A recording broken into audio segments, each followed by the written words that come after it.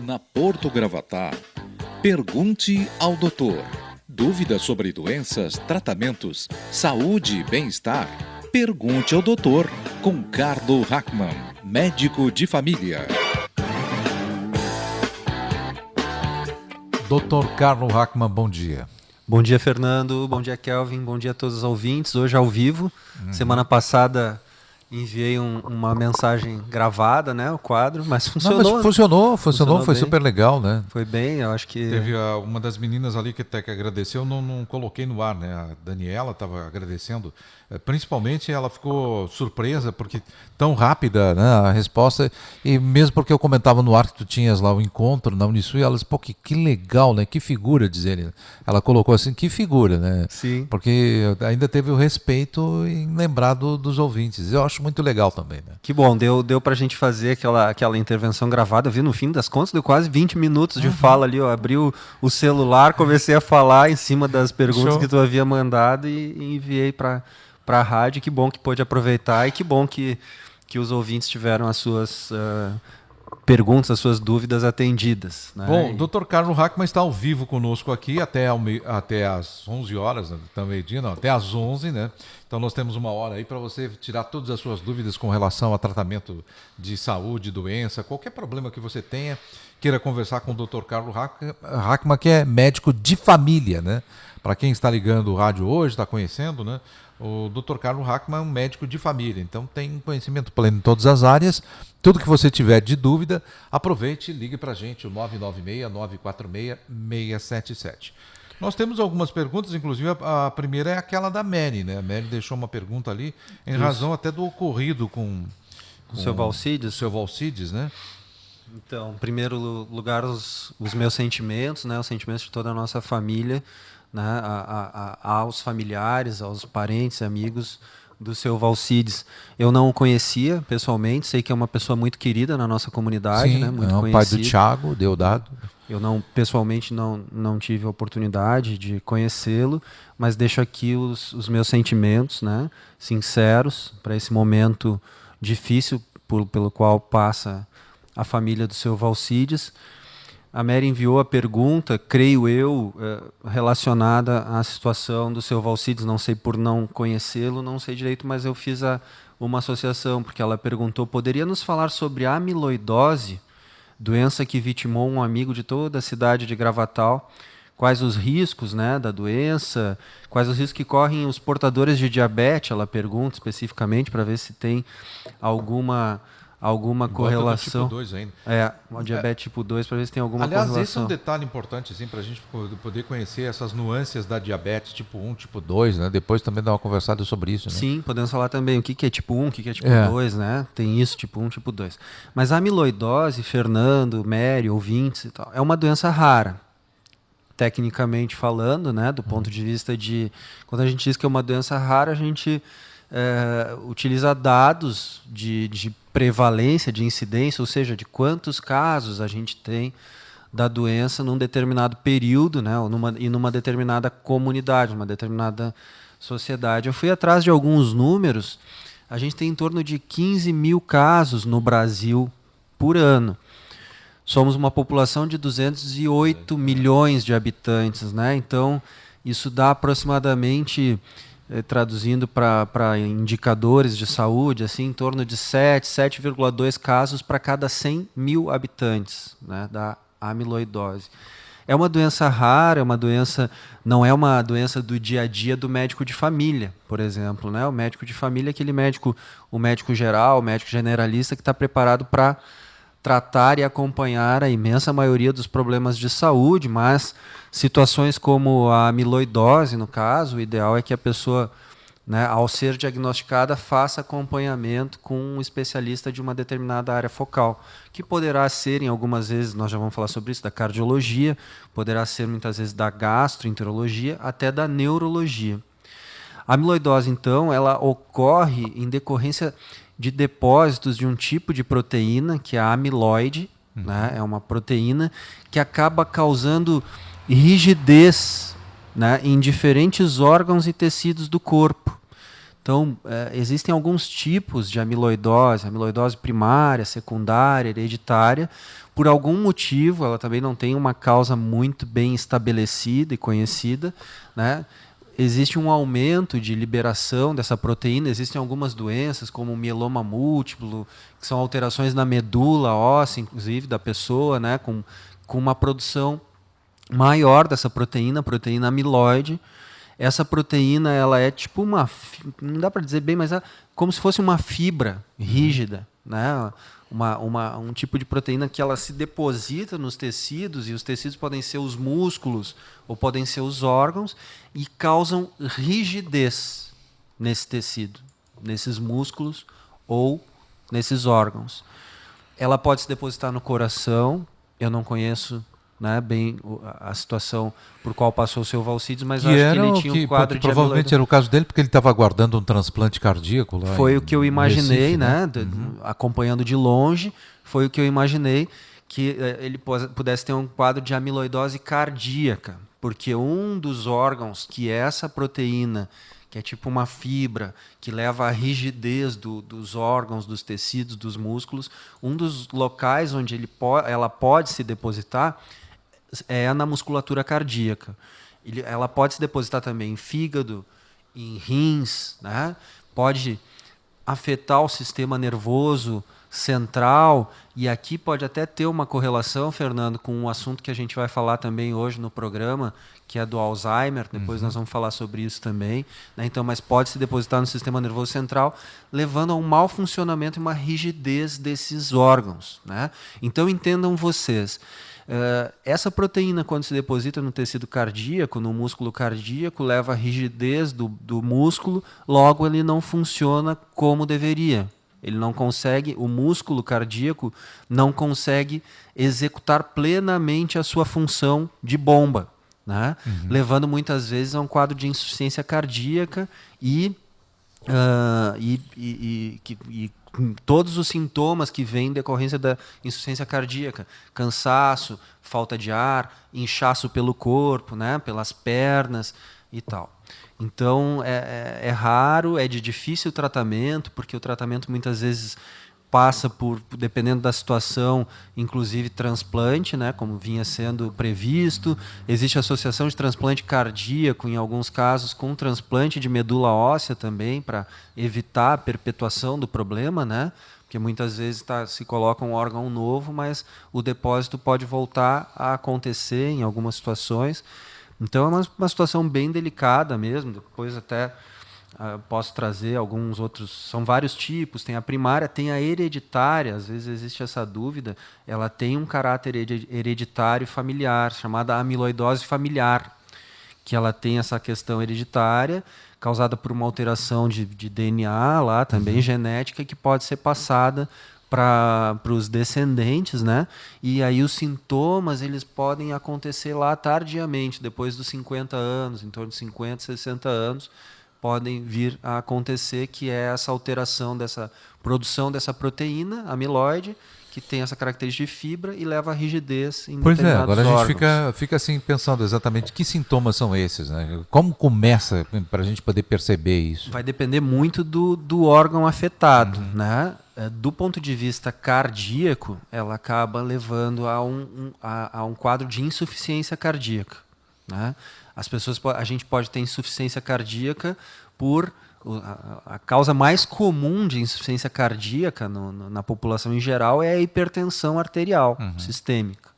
Ou seja, aquela pressão aumentada, né, faz com que o coração tenha que fazer mais força para exercer a sua função de manter a circulação, né, e fazendo mais força, inclusive ele fica hipertrofiado, chamado coração grande, ele aumenta de tamanho, e com o passar do tempo ele vai ficando, entre aspas, cansado. Certo. Ele não vai conseguindo exercer a sua função de manter a circulação, e aí vem os sintomas da insuficiência cardíaca: falta de ar, né? Dispneia, que é a falta de ar a pequenos esforços, muitas vezes. Começa progressivamente, né? Mas muitas vezes a pessoa tem falta de ar a pequenos esforços, não consegue calçar o calçado, amarrar o sapato já dá uma falta de ar, tomar banho da falta de ar. Então, são sintomas relacionados à insuficiência cardíaca. Outro sintoma que está relacionado à insuficiência cardíaca, inchaço nos membros inferiores, né? Começa lá por baixo, na imensa maioria das vezes, tornozelo ali, inchado, porque o coração não está conseguindo fazer a sua função de manter a circulação, esse líquido chega lá na periferia, lá nas veias dos pés, ele acaba extravasando a água para o ambiente porque a circulação não está conseguindo acontecer de forma plena. Então, sintomas, eles se misturam com sintomas de insuficiência cardíaca, no caso da amiloidose cardíaca, né? Em caso de afetar os rins, né? Aí muitas vezes até eles não são bem reconhecidos clinicamente. Muitas vezes é um caso em que a pessoa, ao fazer exames de rotina, de revisão, para tratamento de sua saúde, se identifica lá uma alteração da função renal, que é vista por exames de laboratório. A partir daí começa a se investigar para ver o que é, né, Fernando? Mas basicamente relacionados à parte cardíaca, que eu acho que é o mais comum, né, nessa questão do depósito dessa proteína amiloide, ela se manifesta com sintomas de insuficiência cardíaca. Pode ter falta de ar à noite. A insuficiência cardíaca, né? Às vezes a pessoa precisa usar 2, 3 travesseiros para dormir. Ela diz assim, doutor, não consigo dormir no plano, que me dá falta de ar. Preciso botar um travesseiro. Por que acontece isso? Porque esse acúmulo de líquido, já que o coração ele não está conseguindo exercer a sua função, ele ocorre para trás do coração, né? Assim como tem inchaço, edema lá no tornozelo, a pessoa também pode apresentar um quadro de derrame pleural, que é acúmulo de líquido nos pulmões. Imagine um acúmulo de líquido nos pulmões quando a pessoa deita, fica na posição deitada, esse líquido ele se espalha pelos pulmões, logo ele leva a uma falta de ar. Aí o que a pessoa faz naturalmente, intuitivamente, digamos assim? Ela bota 2, 3 travesseiros para elevar o tórax, para esse líquido que está acumulado ali no pulmão ele ir para baixo e o pulmão ficar com espaço para trabalhar. Então, os sintomas da insuficiência cardíaca eles vão sendo esses, de acúmulo de líquido, de inchaço, de falta de ar, de ortopneia, que é isso, que é quando a pessoa usa uma cabeceira mais elevada, porque senão ela tem falta de ar. Um outro sintoma que se chama dispneia paroxística noturna, acorda com uma falta de ar no meio da noite, repentina, né? Que tem que se sentar para aliviar o sintoma. São sintomas de insuficiência cardíaca na maioria das vezes. Bom, deixa eu aproveitar aqui e mandar um alô especial para Sara Munique, que está com a gente aí, né, dando um bom dia. A Carla Lunardi, que também acaba de entrar aqui no Facebook, mandando um bom dia, doutor. A Daniela também está conosco aqui, participando sempre, a Daniela Cândido, né? Meu carinho todo especial, o Marcelo Mendes, a Camila Rueck, a todos vocês que participam conosco através do nosso Facebook, né? Que estão ligados nesse momento, acompanhando também através da nossa rede mundial de computadores. Né? Isso aí. Muito obrigado pela participação de todos, pessoal. É um imenso prazer poder estar observando, né, que o quadro vem tendo contribuições a cada semana e a participação de mais e mais ouvintes. Bom, nós estamos falando a respeito da amiloidose, né? Até porque a Mary questiona aqui com relação ao diabetes. As pessoas que têm diabetes têm que ter cuidado com essa doença? Então, Fernando e Mary, não tem uma relação específica com diabetes, especificamente, né? A amiloidose ela tem um padrão hereditário em alguns casos, né? Em alguns casos a amiloidose primária que está associada a outras doenças com alteração na medula que acabam levando a um depósito maior e uma produção maior dessa proteína chamada amiloide, que eu repito, ela causa rigidez no órgão, rigidez no músculo. Pois é, nós falamos a respeito do coração. E tipo assim, relacionado à coluna, é aquela que trava, não? Não, na verdade não é esse. Ela não tem uma associação ali com aquela que trava, na maioria das vezes, Fernando, ou é alguma alteração estrutural lá na coluna, uma hérnia, por exemplo, que leva a um pinçamento, né? A hérnia é uma alteração a nível do disco lá da coluna que muitas vezes causa um pinçamento, belisca a raiz nervosa lá onde ela está saindo. A amiloidose, basicamente, essa proteína ela se deposita em músculos e órgãos.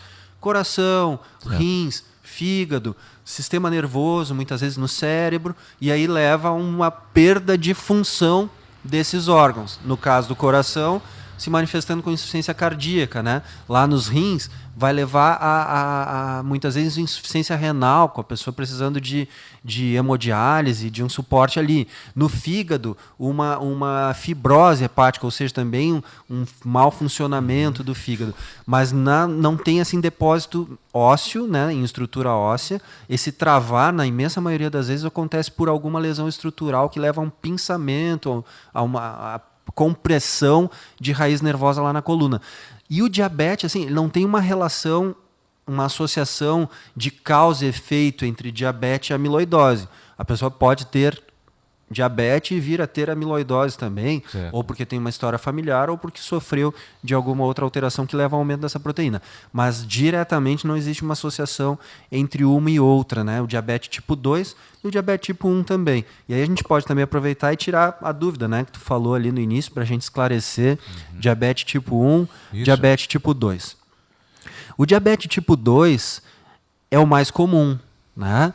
É o que a imensa maioria dos casos de diabetes no país e no mundo inteiro, principalmente no mundo ocidental, né, se manifesta nas pessoas na forma de diabetes tipo 2. O diabetes tipo 2 é uma doença que ocorre por resistência à insulina, né? Com o passar do tempo, muitas vezes relacionado ao nosso padrão de alimentação, com excesso de carboidratos, a gente vai causando no organismo uma resistência insulínica. Ou seja, o nosso organismo já não responde como deveria à ação da insulina, né? Vai havendo uma resistência. Tem produção de insulina. No diabetes tipo 2, a pessoa produz insulina, mas essa insulina não dá mais vencimento de retirar toda a glicose circulante, né, no sangue, né, toda a glicose sérica, e colocar para dentro das células para que ela seja utilizada como energia. E não dando conta dessa função, a gente acaba tendo um aumento de glicose sérico, um aumento de glicose na circulação, que é o quadro clássico de diabetes, quando a glicose está aumentada, e essa glicose aumentada vai causar uma série de complicações vasculares, lesões nas veias, lesões nas artérias e assim por diante, trazendo todas as complicações que a gente sabe do diabetes, desde lesão na retina, com problemas de visão, de sensibilidade, que é a chamada neuropatia diabética, alteração renal, alterações circulatórias nas coronárias e tal, podendo muitas vezes ser fator de risco para infarto e tal. Isso é o diabetes tipo 2, que a pessoa, pela dieta, pelo padrão de alimentação, muitas vezes vai tendo um excesso de carboidratos, isso vai gerando lá uma resistência à insulina. Já o diabetes tipo 1, na imensa maioria das vezes, é uma doença autoimune, né, em que a gente tem problemas na produção de insulina. O pâncreas já desde cedo acaba por lesões próprias ali, muitas vezes desencadeadas por uma situação de autoimunidade, ou seja, a gente cria anticorpos contra as células do nosso próprio corpo e essas células não funcionam normalmente. Então, no diabetes tipo 1, a gente tem um problema de produção de insulina. A insulina ela não é produzida na quantidade que deveria. Essa é a grande diferença das duas. Vejam os detalhes. No diabetes tipo 1, você tem uma diminuição da produção. No diabetes tipo 2, a gente tem produção, mas ela não executa a função. Então, os dois mecanismos levam ao aumento de glicose no sangue. No diabetes tipo 1, porque a insulina ela não está sendo produzida. Por isso que, antigamente, a nomenclatura médica antiga chamava o diabetes tipo 1 de diabetes insulino-dependente. Esse termo não se usa mais, caiu já há alguns anos do ponto de vista de nomenclatura. Mas por que usavam esse termo? Porque a pessoa com diabetes tipo 1, que geralmente é diagnosticado lá na infância, adolescência, ela necessariamente vai precisar já desde o início, no seu tratamento, o uso de insulina, porque ela não está tendo produção de insulina. Já no diabetes tipo 2, a insulina é uma das medicações que faz parte do escopo de tratamento, mas muitas vezes a gente pode iniciar o tratamento com dieta, praticamente sempre a dieta vai fazer parte, né, do tratamento, sempre, mas uso de medicações via oral para ajudar a melhorar o funcionamento dessa insulina. Então, Essas aí são as diferenças básicas entre os dois. Sempre que a gente estiver falando de diabetes tipo 1, a gente está falando de uma doença rara também. Né? A gente não encontra pessoas com diabetes tipo 1 tão facilmente como a gente encontra o diabetes tipo 2. O diabetes tipo 2 atinge o adulto, geralmente lá depois dos 40, 50 anos. Né? É uma doença aí que nós estamos falando de em torno de 11, 12% da população com mais de 30 anos no Brasil tem diabetes tipo 2. Então, é uma doença frequente. Ela está relacionada à obesidade mórbida? Ela está relacionada à obesidade, principalmente à obesidade central, né? Aquele acúmulo de gordura no abdômen. Né? Está relacionada. Porque ela faz parte aqui, junto com a obesidade mórbida, a obesidade central, de uma coisa que se chama síndrome metabólica. A síndrome metabólica é um conjunto de problemas que vêm juntos. Eles vêm todos casadinhos, assim, um vem junto do outro, que é a hipertensão, né? O diabetes, a alteração de colesterol com acúmulo de gordura central, com acúmulo de gordura no abdômen.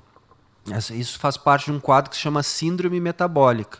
A gente tem que entender que eles andam juntos, né? Pressão alta com diabetes, com alteração de colesterol, dislipidemia e acúmulo de gordura central, obesidade. Então, não necessariamente só com a obesidade mórbida, Fernando. Ela está associada com obesidade com depósito de gordura central, assim, porque a gente, quando fala da obesidade mórbida, nós estamos falando de um índice de massa corporal bem alto. É definido como obesidade mórbida quando a pessoa tem um índice de massa corporal acima de 40. O índice de massa corporal é um número, é um valor que a gente calcula dividindo o peso pelo quadrado da altura.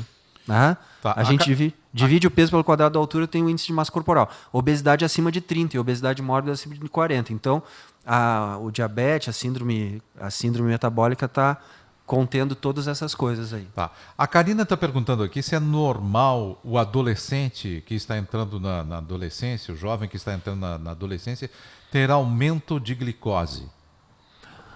Karina, não é normal, Karina. O jovem na adolescência, que está entrando na puberdade, acho que foi isso que ela quer fazer. Existe uma pequena diferença entre puberdade e adolescência.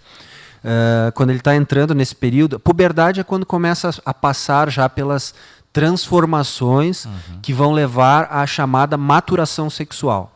Então, a criança sai da idade da infância e acaba sofrendo, né, por ações hormonais. No menino, crescimento de pelos, aumento do testículo, aquela coisa toda que vai levando a uma evolução que vai culminar com a maturação sexual. E na menina também, desenvolvimento do botão mamário e assim por diante. Né? Então, a esse período a gente chama de puberdade. A adolescência é um tempo da vida que a Organização Mundial de Saúde define como entre 10 e 20 anos, adolescência. Puberdade já demanda essas alterações fisiológicas, né, hormonais. Não é normal que o menino ou a menina na adolescência, na puberdade, tenha um aumento de glicose. Essa questão ela é muito simples e é absoluta, é objetiva, né? Ter valores acima de 126 de glicose, isso, né, de uma glicemia de jejum acima de 126, 2 exames realizados em momentos diferentes, é critério diagnóstico para diabetes. Isso é interessante, então, é uma fala que você faz seguidamente aqui, que normalmente a gente não observa nos laboratórios, nos exames que são feitos. Né? Por exemplo, o médico pede um exame só, e a partir daquele índice ali, ele já imputa uma série de medicações, como se a pessoa estivesse já fazendo diabetes. Né? Isso. Mas não se respeita o jejum naturalmente e esse segundo exame que deveria ser feito. Né? A definição técnica para diagnóstico de diabetes, tá? Eu falo isso de forma muito tranquila porque as recomendações que estão definidas aí mundialmente sobre o que é diagnóstico de diabetes. Nós temos que ter 2 medidas de glicemia de jejum com jejum de 8 horas alteradas. Né? E esse alterado é igual ou maior do que 126. Então, esse é um dos critérios utilizados para diagnóstico de diabetes. 2 glicemias em momentos diferentes, glicemia medida lá sérica, né, por coleta de sangue, em jejum de 8 horas acima de 126.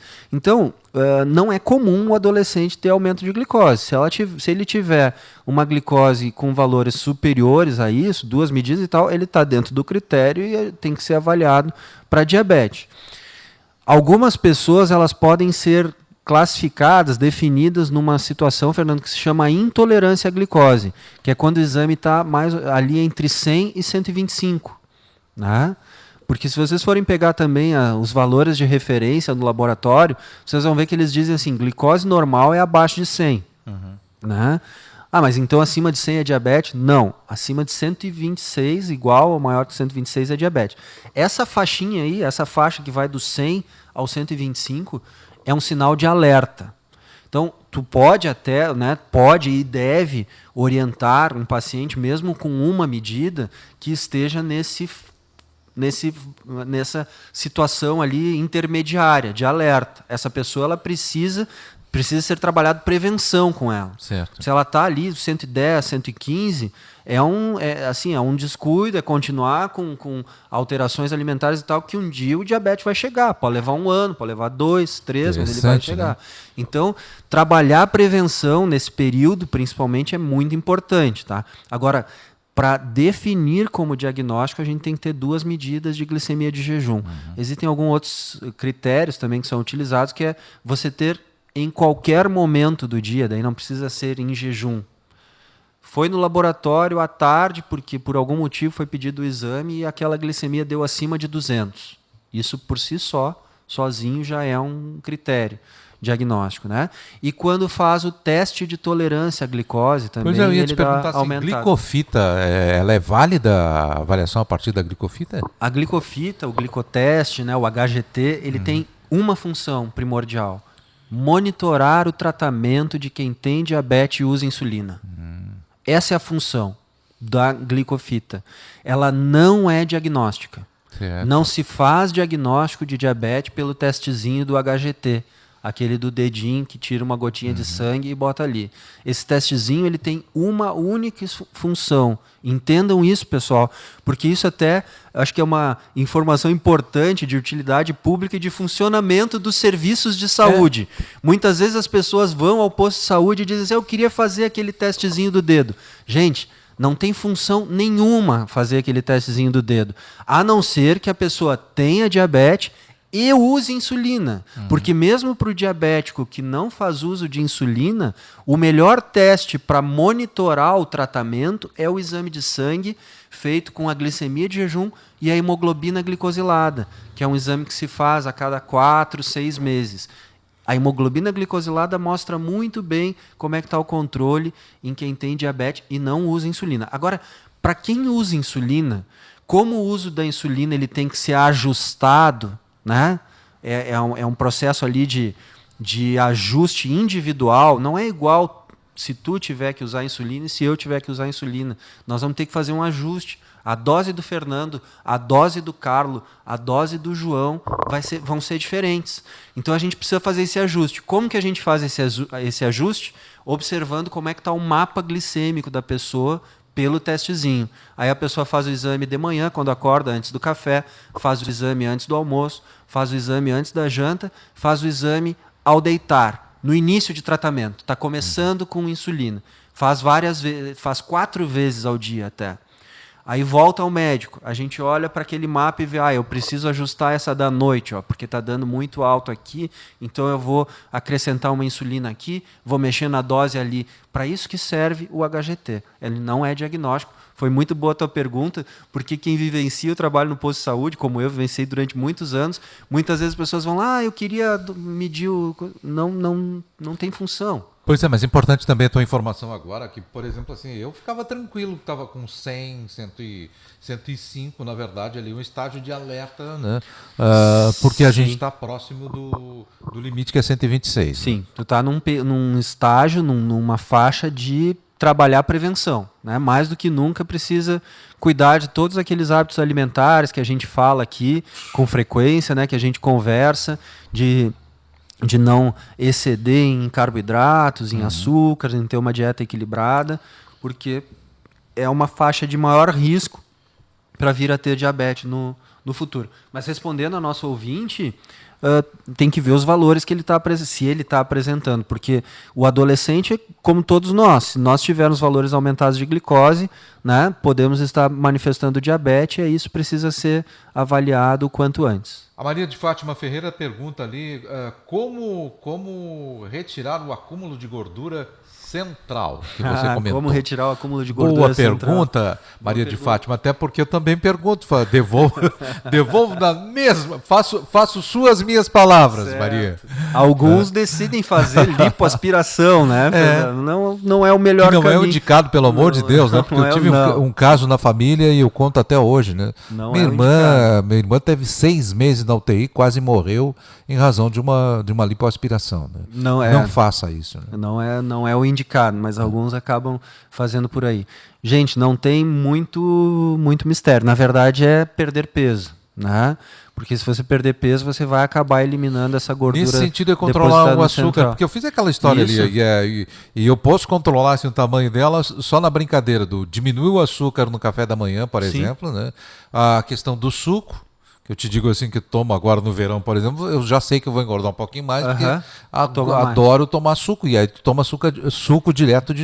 Então diminui o suco e diminui o açúcar, né? Exatamente. Então assim, quer queira, quer não, a gente tem uma dieta muito rica em carboidratos, né? O açúcar, ele foi colocado na nossa alimentação aqui no Ocidente, né? Nos Estados Unidos, Brasil, todos os países ocidentais têm uma dieta muito rica em açúcar. Ele muitas vezes é adicionado nos alimentos. Você vai no supermercado e olha ali as informações nutricionais, ele vai vir mascarado sobre o nome de carboidratos. Isso é açúcar, é uma forma de açúcar, né, de adição.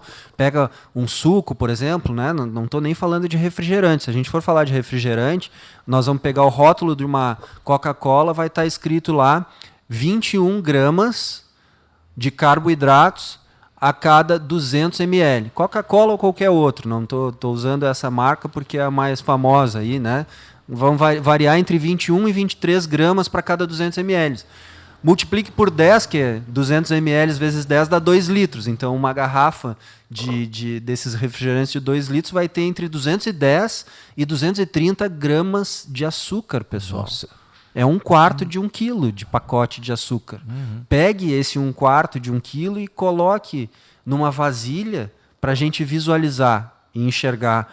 Outro dia eu falava para ti, né, Fernando? O ideal é a gente, ao tomar café com açúcar, antes de botar o café e aí botar o açúcar, bota o açúcar primeiro, porque você vai ver a quantidade de açúcar que tem lá dentro. Feito, né? Daí isso você já vai controlando. Aquilo ali já dá uma controlada. Então, assim, perder gordura central está muito relacionado a uma dieta equilibrada, com bastante verduras, frutas, sim, né? Sempre lembrando que tem a frutose da fruta, mas é melhor comer a fruta do que tomar o suco. Uma dieta equilibrada, com menos carboidrato, com o que precisa de quantidade ideal de carboidrato, e, na medida do possível, conseguir ter um gasto energético maior do que você já tem no seu dia a dia. Né? Porque, eu não faço nenhuma atividade física, estou mais sedentário. Então, começa a caminhar regularmente, 20 minutos, 30 minutos, uma caminhada pelo bairro, pelo local onde a gente mora, né? Mas que seja regular ou de manhã cedo. O melhor horário é de manhã cedo, para a imensa maioria das pessoas. Certo. Porque pessoas que fazem atividade física à noite, muitas vezes ela incomoda no sono, né? Como a atividade física libera endorfinas, ela muitas vezes acende a pessoa num período que é para descansar. Então, a atividade física à noite, a única questão que tem que cuidar é mais essa questão do sono. Faça caminhadas regulares, controle a questão da alimentação, os carboidratos, os açúcares, corta açúcar da alimentação, de preferência não leva açúcar para casa, deixa o açúcar lá na gôndola do supermercado, ficando lá, perdendo o prazo de validade. É o contrário, né? A gente leva assim sacos e mais sacos, 5, 10, 15 quilos. Não, né? O ideal era ter essa restrição. E, pessoal, se a gente entende isso, dá para fazer mesmo. A Maria de Fátima está dizendo assim, doutor, mas eu amo suco. Então somos dois, né, Fátima? Isso. Eu também te digo a mesma coisa, né? Fátima, o suco, mesmo que seja de fruta natural, né, ele oferece para você uma carga de glicose, de açúcar muito grande de uma forma muito rápida. Reflita comigo. É diferente você comer 6 laranjas do que você espremer 6 laranjas e tomar numa sentada.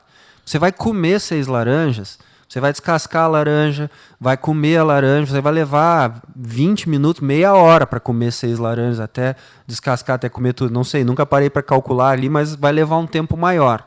Além disso, você vai comer a fibra da laranja, aquela partezinha branquinha, né? Tirou a casca, tem ali aquela fibra, né, branquinha que tem. Essa fibra ela tem um papel em amenizar essa oferta de glicose, porque a fruta ela tem frutose. A frutose é o açúcar da fruta. Então também tem glicose ali, tem açúcar. Então, se você toma 6 laranjas de uma vez, você vai primeiro que toma em ali 30 segundos, 1 minuto, a pessoa toma um copo de suco. Então está ofertando uma carga de glicose muito grande, caindo lá no estômago, que vai precisar ser processada rapidamente, né, metabolizada, o fígado faz isso e acaba transformando muito rápido essa glicose em gordura, inclusive. Porque a gordura nada mais é do que um depósito de energia, gente. Se a gente coloca para dentro mais energia do que a gente precisa no nosso dia a dia, essa energia ela vai ser armazenada. Porque o nosso metabolismo é assim. Antigamente, quando a gente caçava, pescava e coletava para se alimentar, a gente não tinha alimento em abundância. Então, tudo que o ser humano, quando ele tinha a caça, quando ele tinha a pesca, quando ele se alimentava, tudo que vinha em excesso era armazenado para que se ele ficasse 1, 2 dias sem ter caça e sem ter alimentação. Esse raciocínio posto no nosso dia a dia de hoje, em que a gente tem o acesso ao alimento, leva ao acúmulo, ao depósito de gordura. Então, tomar o suco numa sentada deve ser evitado. O suco de fruta ele entra praticamente na linha ali dos refrigerantes. Parece mas eu vou pesado isso que eu estou falando, mas é uma realidade. Os sucos, esses sucos integrais. Embaixo diz assim, doutor, eu substituo, eu tomo suco como água. Eu não tomo água, eu tomo muito mais suco do que água. A gente está, Aline, justamente falando sobre isso, assim, né? Você tem, quer queira, quer não, nesse suco, mesmo que seja o suco da fruta integral, da laranja, né? Quem dirá ainda se a gente faz uma laranjada e acrescenta um açucrinho ali, né, Fernando? Que é o hábito que eu tenho. Então aí nem se faz. Tomando o suco da fruta integral, né? Você já está tendo um aporte forte, um aporte importante de glicose ali. Deveria ser evitado. Estou falando assim, a orientação que deve ser. A gente deve evitar, usar pouco. Pode usar eventualmente, tomar eventualmente. Mas aqui vai a grande dica, assim, tome bastante água. Água, o melhor líquido para nos hidratar, para matar nossa sede, para suprir as nossas células. Outro dia eu mandei no nosso grupo do programa uma comparação da quantidade que existe de açúcar em várias bebidas, desde o refrigerante, suco integral, chás desses de latinha, sucos de caixinha e, no fim, o copo d'água. Aí a gente via lá, refrigerante, 15 colheres de açúcar, não sei quanto e tal, copo d'água, 0. Tomar bastante água, chás sem adição de açúcar e assim por diante. O Constantino Rodrigues está dizendo muito esclarecedor, mas ele está dizendo suco de frutas aqui no Facebook. Suco de fruta é um engano. Para o açúcar, o negócio é água mesmo, o máximo um limão. Né? Exatamente. Isso aí, Constantino, sem tirar nem botar na sua fala. O máximo um limãozinho. Ah, mas não vai aumentar a acidez? Não, tranquilo, umas gotinhas de limão ali na aguinha, água mesmo, ou então algum chá caseiro, sem adição de açúcar, né, da preferência da pessoa, o mais indicado para a pessoa, camomila, hortelã, chás que deixam a pessoa bem, tranquila, fazem bem para a saúde, né? Também mas é um vício, dia -dia. Né? E o que a Aline está dizendo aqui é um vício o açúcar, porque para poder deixar a gente tem que ir desacostumando, né? Exatamente, é um vício, Aline, você falou a palavra certa, é um vício, um vício. Fizeram estudos uma vez com ratinhos de laboratório, né? E ofertavam para os ratinhos heroína e açúcar. Eles iam no açúcar. É um vício. Vicia mais do que heroína. Os ratinhos eles iam mais no açúcar do que nessas drogas que levam à dependência química potente, né? Exatamente, é um vício que foi colocado na nossa alimentação lá no final da década de 70. Existem alguns estudos, existem documentários, inclusive, sobre isso. Hoje, nesse Netflix que muitas pessoas assinam, tem vários documentários sobre alimentação lá. Tem um que agora eu não me recordo o nome, eu vou buscar para vocês e digo num outro programa. Tem um que fala especificamente sobre a história do açúcar, como que ele foi introduzido na alimentação ocidental, né? Lá nos Estados Unidos, quando na década de 70 eles demonizaram as gorduras. O caminho foi demonizar as gorduras, o demônio, o problema de saúde das pessoas são as gorduras. E aí, como comida sem gordura não tem graça, né? Porque a gordura dá aquele gosto gostoso e tal, e aí as gorduras foram demonizadas. Eles tiveram que achar uma outra substância para adicionar nos alimentos de forma indiscriminada para que as pessoas mantivessem o seu ímpeto pelo consumo, para consumir os inúmeros produtos. E aí o açúcar entrou em peso na alimentação do Ocidente e hoje é considerado um dos principais vilões, né? Gerador de processo inflamatório, muito associado com a imensa maioria dos casos de doença cardíaca, de infarto, de uma série de coisas, porque está envolvido com processo de inflamação no organismo. Então, água, vamos tomar água. Tá, a Mary está dizendo exatamente isso. Água é o melhor líquido, açúcar um vício do qual estou livre. E aqui também nós temos o Tiago Santiago. Tiago, a tua pergunta é bem um assunto que a gente já havia acordado com o doutor aqui para conversarmos em seguida, que ele está dizendo o que leva e o que provoca o Alzheimer. É um assunto que, inclusive, nós estávamos discutindo aqui antes de começar hoje, é o assunto que está pautado para a segunda parte do nosso quadro aqui, Tiago, coincidentemente, né, porque eu dizia para o doutor exatamente isso, que quando as pessoas nos encontram na rua, nas conversas informais, uma das perguntas que mais acontece, muito embora eu dizia para ele exatamente que nós temos um caso em casa, né? Mas é uma doença que está preocupando muitas pessoas, ou melhor. Tá? Então são 10 horas e 41 minutos, a gente pode começar a partir, doutor? Podemos falar sobre isso. Do Tiago, falarmos exatamente aqui essa questão do Alzheimer, o que leva, o que provoca o Alzheimer. Obrigado pela pergunta, Tiago, nós já pensávamos justamente em falar sobre esse assunto, foi muito bom que tu perguntou. E aí, antecipadamente, eu já vou dar uma sugestão de um filme. Muitos de vocês talvez tenham visto, um filme que tem 2, 3 anos, 2014, 2015, chama Para Sempre Alice, com a Julianne Moore. Ela, inclusive, ganhou o Oscar de melhor atriz por essa atuação. Ela desempenha o papel de uma professora universitária, né, que trabalha com neurolinguística, uma série de situações assim, tem uma atividade profissional e mental bem ativa, e a história do filme, né, a história dessa professora que num determinado momento começa a apresentar manifestações de alteração, né, mental, de memória, né, e que acaba vindo a ser diagnosticada com Alzheimer. Então é um bom filme para que todos vocês vejam, para ter uma ideia, né, do que é esse problema, do que é o Alzheimer, de como ele se manifesta, de quais as preocupações que a pessoa tem que ter. O Alzheimer, Tiago e ouvintes, ele entra de novo dentro daquelas doenças que não tem uma causa bem definida. Muito se está pesquisando ainda em cima desse assunto, né? O mal de Alzheimer ou doença de Alzheimer, ela é uma doença degenerativa progressiva do sistema nervoso central. Ela é uma doença que leva à atrofia do cérebro, né? Atrofia, diminuição de tamanho, né? Literalmente diminuição de tamanho. O cérebro no ser humano pesa em torno de 1.200 a 1.400 gramas, né? A gente tem uma diminuição, uma atrofia cerebral. Então, uma doença degenerativa. Alguns estudos, Fernando e Thiago, estão associando justamente o depósito de uma proteína, assim como a gente falou lá na amiloidose, que a amiloidose é um depósito de proteína em tecidos musculares, tecidos em órgãos do corpo, que leva a aumento de rigidez. Alguns estudos têm apontado para que existe o depósito de uma proteína chamada beta-amiloide, da família lá dos amiloides que causam a amiloidose, e proteína tau, é esse mesmo nome, são duas proteínas, beta-amiloide e proteína tau, que ao se depositarem no sistema nervoso central acabam levando à morte de neurônios, né? Com essa morte de neurônios, uma diminuição, uma atrofia cerebral. a partir daí a gente tem menos tecido cerebral para executar as nossas funções, todas as funções cerebrais, desde memória, linguagem, juízo, né? As alterações que elas se manifestam nessas áreas, na memória, na linguagem.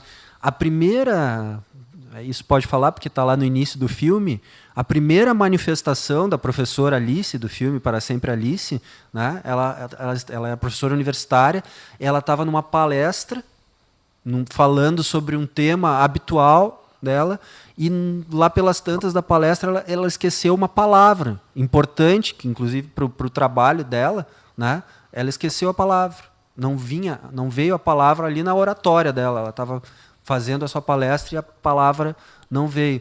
Então, existem alterações de linguagem, de memória, de juízo, né? Muitas vezes a pessoa se manifesta com alteração de juízo crítico mesmo, né? de entender as situações, né? Ou seja, o Alzheimer, ela é uma das causas de demência, né? na população. A demência é entendida como perda das funções cerebrais. Alteração de memória, de linguagem, de juízo, né? De espaço, de localização no espaço, né? Se manifesta de forma lenta e progressiva, né? E ele está relacionado com em torno de 60% dos casos de alteração mental, assim, né? Dessa chamada demência, né? Está relacionado com essas proteínas que eu falei, e existem alguns fatores de risco. O principal, o mais importante fator de risco é a idade avançada. Em algum determinado momento, essas alterações elas podem acontecer, e a idade avançada, ou seja, pessoas com mais de 60, 65 anos, chegam a ter 2 vezes maior risco de ter Alzheimer quando comparado com pessoas mais jovens, né?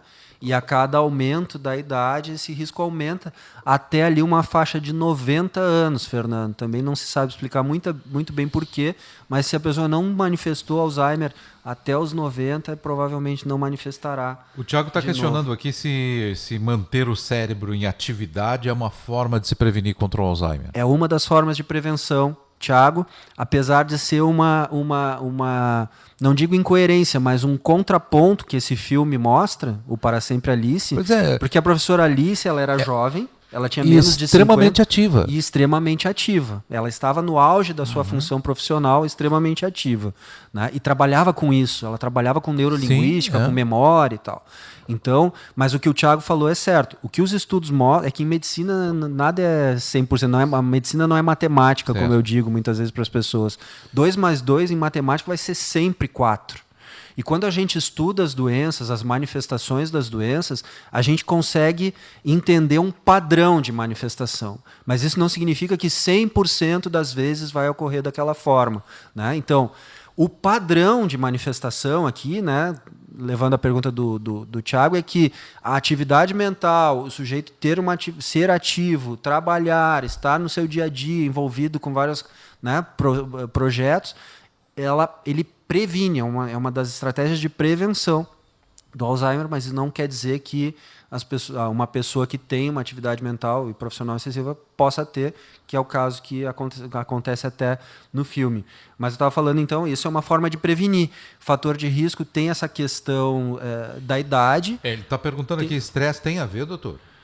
O estresse, Tiago, esse não está bem definido como uma causa, né, como um possível fator de risco. O que está bem definido como fator de risco é a idade que eu falei, e o outro que eu ia falar agora, que é um histórico familiar. Existe uma investigação, né, nessa área, né, definindo que pessoas que já têm quadro de Alzheimer na família possam vir a ter também, porque existe uma relação num gene que pode estar carregando essa característica para essa doença. Essa também é uma outra questão que é abordada no filme Para Sempre Alice. Eles falam sobre isso. A filha da Alice, ela está justamente passando por um processo de engravidar, né? E aí vem a notícia da mãe com a doença, e eles estão num processo de como se diz, está querendo engravidar, ela não consegue engravidar naturalmente, então estão ali no processo de Agora me fugiu o termo, ó, atenção, fugiu o termo, né? Vamos ficar cuidado, atentos. doutor. Cuidado, né? Mas ela está passando por um processo de engravidar, e essa é uma preocupação que vem, né? Uma vez que ela pode ser carreadora do tal do gene e está passando para o filho, né? E aí eles até discutem uma questão de seleção de embriões que não carreguem o gene. Agora vou puxar pro meu assado aqui te perguntando da seguinte forma assim, uma pessoa que infartou, naturalmente ela tem problema de memória, né? Então, e falta, o meu caso, em determinado momento eu vou falar determinada coisa, me falta a palavra, né?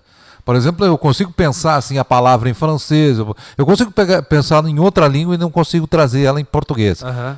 Acontece isso. Mas aí é em razão exatamente de um problema que houve lá na exatamente época do infarto, né? Muitas vezes esquecimentos... Da oxigenação do cérebro. Né? Esquecimentos no dia a dia, eles são comuns. Né? A pergunta do Thiago, o estresse pode influenciar. O estresse, ele muitas vezes afeta o nosso dia a dia, ali, em alterações da memória, mais do dia a dia mesmo. Né? A grande diferença é assim, ó, eu posso esquecer que eu marquei uma reunião hoje contigo, Fernando, às 2h e por algum motivo eu não compareci e tu me liga assim, pô, Carlos, nós tínhamos combinado a reunião. E eu, poxa, Fernando, esqueci, né? Outra questão é eu olhar para minha agenda, ver que eu tenho marcado uma reunião contigo às 2h e não lembrar que eu marquei aquela reunião. E não lembrar o motivo daquela reunião. Vejam a nuance, mas existe uma diferença aqui. Essa último exemplo que eu dei é muito mais um exemplo relacionado ao Alzheimer do que essas, muitas vezes, esquecimentos do dia a dia. A diferença é essa. Esqueci da reunião às 2h com o Fernando. Outra coisa, olhei a minha agenda, está marcada a reunião com o Fernando às 2h, não me lembro da reunião, não me lembro de ter marcado a reunião, né? E nem muito menos o que a gente combinou de conversar. Então aqui um alerta, né? Daqui a pouco a pessoa começa a executar funções diferentes do dia a dia lá, guarda a chave dentro do armário da comida, né? Bota o sal na geladeira, não sei se tem gente que bota sal na geladeira, mas sei lá, guarda alguma coisa na geladeira que não é o normal, né, de guardar ali na geladeira, né? Olha para a chave do... É comum, às vezes a pessoa, já tive situações, a pessoa esqueceu onde estacionou o carro no shopping center, quando foi no shopping center, não lembra direito onde guardou o carro. Isso é diferente, não lembrar onde eu deixei o carro, porque ele está ali daqui a pouco no dia a dia, e aí vem o estresse, Thiago. Daqui a pouco o cara chega no shopping estressado, está com a cabeça pensando em 1000 coisas, desce do carro, fecha, vai lá fazer o que tem que fazer, quando volta, mas onde é mesmo que eu deixei meu carro, né? Ele não estava prestando atenção no que ele estava fazendo, e aí ele não lembra onde deixou o carro. Mas aí ele pega a chave do carro dele, olha para a chave do carro e diz assim, do que é essa chave mesmo? Né? Então aqui estão as diferenças, ele não sabe para que serve aquela chave, não sabe que é a chave do meu carro. Ele olha para a chave do carro e não... Então, essas alterações de memória que são as nuances e que tem muito mais a ver com a questão do Alzheimer, aí no caso, né? Só para a gente tentar fazer as diferenças, mas difícil. Certo. A Mary está colocando aqui, meu pai era extremamente ativo e adquiriu a doença em questão, que é o Alzheimer, né? Isso. Então, são os exemplos que a gente estava citando, né? Do próprio filme, inclusive, que a professora estava lá também no auge da sua atividade. Existem outras causas que levam à demência, né, pessoal? O Alzheimer é uma delas e responsável pela imensa maioria dos casos. E quando a gente fala demência, parece uma palavra forte, mas vamos entender aqui a pessoa tem alterações nas funções cerebrais, né? Memória, linguagem, juízo, né? Às vezes a pessoa está num estágio tal de alteração de função cerebral que ela não tem problema em baixar a roupa no meio da rua, né? Perdeu o juízo, né? Essa é uma questão. Então, existem outras causas. A doença de Parkinson, por exemplo, né, também leva a uma alteração de função cerebral com demência, né? AVCs, derrames de repetição, muitas vezes, né? Porque toda e qualquer alteração de função cerebral está relacionada à diminuição de tecido cerebral, de cérebro ativo. Uma diminuição. No Alzheimer a gente tem uma atrofia, uma diminuição do tamanho. Você pega uma ressonância magnética de uma pessoa que não tem Alzheimer e compara com uma pessoa com Alzheimer, você vai ver na ressonância uma diminuição do tamanho do cerebral. É interessante, e eu trago para o meu caso aqui, digamos assim, dos 6 infartos, os mais graves, se tu botar lá no começo, não trouxeram nada de problemas de memória. Esse último do ano passado foi uma coisa tão boba, né? E, no entanto, é onde eu mais sinto, né? Mais sinto a ausência exatamente de algumas palavras no vocabulário do dia a dia. Do dia a dia. Bom, o Thiago está perguntando aqui com relação exatamente a essa questão da fala. É possível reeducar um paciente de Alzheimer? É possível, Thiago. Muita paciência, né? Muita calma. É possível. Primeiro lugar, a gente tem que ter bem claro que o Alzheimer é uma doença progressiva. Ela vai evoluir de forma bem ruim, né? Esse processo ele tende a piorar com o passar do tempo. A gente não tem como dizer qual é esse tempo. Existem alguns... Aí também respondendo ao Thiago, que pergunta se a pessoa ter uma vida cerebral ativa previne. Sim, previne. Mas também existem alguns relatos que pessoas que têm uma vida cerebral ativa, o caso do exemplo que a Mary citou e do filme, da professora Alice, quando manifestam a doença, ela é muito agressiva. E se dá, muitas vezes, a deteriorização, né, se dá de forma muito rápida, em 2, 3 anos, né, levando a pessoa a esses estágios de piora progressiva das funções cerebrais com demência. Né? Então, ela é uma doença progressiva. Hoje não existe um tratamento que trate e cure o Alzheimer. Os tratamentos que são feitos, eles são para postergar os sintomas, né? Tanto medicamentoso quanto de reeducação, Thiago. Fisioterapia, fono, são profissionais que estão envolvidos no tratamento de uma pessoa com Alzheimer, né?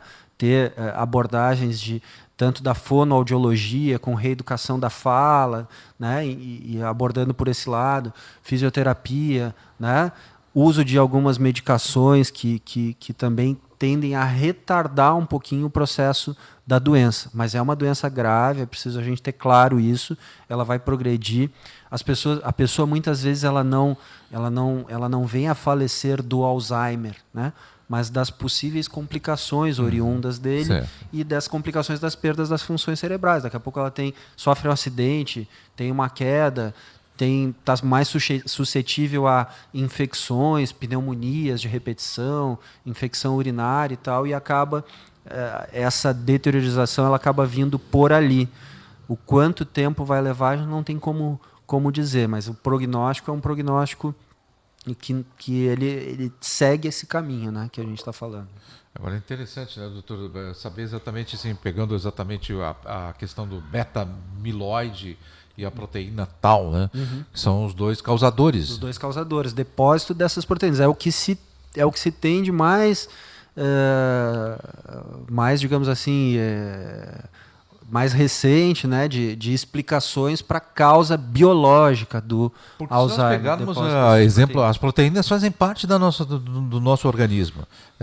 Estaria havendo uma mutação dessas proteínas. Uma mutação, uma produção em excesso desses tipos de proteína, ao mesmo exemplo do que a gente conversou no início sobre a amiloidose, que também beta-amiloide, né? amiloide da mesma família, as proteínas amiloides se depositam lá no músculo cardíaco, levando a rigidez e tal, e aí tem alteração ou genética, ou por alguma doença que acaba produzindo mais aquela proteína, e aqui no Alzheimer a explicação está relacionada com essas duas proteínas aí, com os depósitos dessas duas proteínas. O diagnóstico mesmo seria justamente a identificação dessas proteínas no tecido cerebral. Isso só tem como fazer com biópsia. Mas não é uma coisa que é feita de rotina um procedimento muito invasivo, né? Então, muitas vezes o diagnóstico ele se dá em cima de alguns critérios clínicos, né, que definem que a pessoa está com um quadro de demência, que daqui a pouco tem alguns exames de laboratório também que indicam, tem uma história familiar, e você vai juntando todas essas peças e vai botando no diagnóstico. Na imensa maioria das vezes é feita de forma clínica, com base em algum questionário desses que avaliam o estado mental da pessoa. Existe um questionário que é o mais famoso de todos, que é o chamado Mini-Mental. O Mini-Mental é um questionário que a gente usa no dia a dia, no consultório, para avaliar o estado mental da pessoa. Ele é composto por 30 itens E aí, em cima desses 30 itens você vai pedindo para as pessoas, de coisas simples, desde começando ali, que dia é hoje, dia da semana, dia do mês, que ano, onde você está, e assim vai indo. Onde você está no ambiente, a cidade, no estado, no país, tá? A pessoa vai respondendo, parece coisas simples, né? Algumas coisas de desenho também, de memória, né? O médico diz para a pessoa 3 palavras, aí pede para ela repetir. Aí passa lá, faz 2, 3 perguntas, depois volta. Quais foram as 3 palavras que eu te falei, né? Então, legal. Esses testes são testes que acabam sendo feitos ali no consultório e avaliando como é que a pessoa está do ponto de vista de saúde cerebral, né? Mental, as funções cerebrais. Porque ele avalia a comunicação, a questão temporal, de localização, a fala, a linguagem e tal. Então, em cima desses testes, esses testes funcionam como alerta. Teve alguma alteração ali, aprofunda na investigação, né, para fazer o diagnóstico daí. Muito bom. Bom, doutor, quero agradecer a tua presença mais uma vez no nosso programa. Foi extremamente educativo mais esse encontro aí, né? Esclarecedor, como diz o Constantino, né?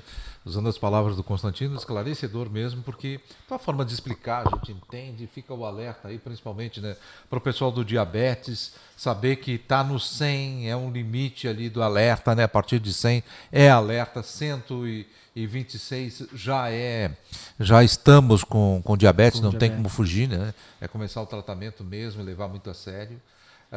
E aí, nessa parte do Alzheimer também, extremamente esclarecedor no sentido de nós estarmos atentos ao nosso dia a dia, né? Ao que estamos fazendo, às nossas rotinas, fugirmos da rotina, né?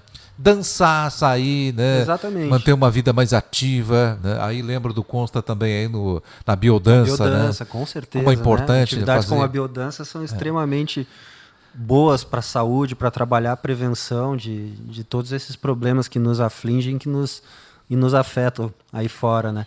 E a lembrança do filme, Para Sempre Alice, um belo filme, né? A Julianne Moore ganhou o Oscar de melhor atriz nesse papel, né? E está disponível, acho que nas locadoras, o Netflix, Netflix tem Netflix Para Sempre Alice. Eu verifiquei hoje ainda, como eu ia sugerir aqui, eu dei uma olhada, ele está lá no Netflix. Assisti lá.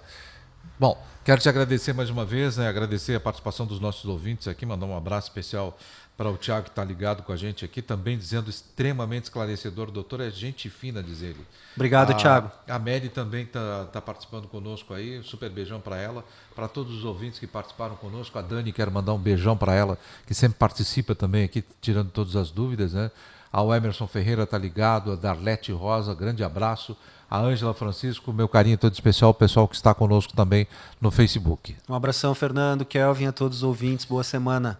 E que o Grêmio chegue amanhã, passe pelo Pachuca e chegue na final do Mundial no sábado. Certo, lembrando que o Pergunte ao Doutor...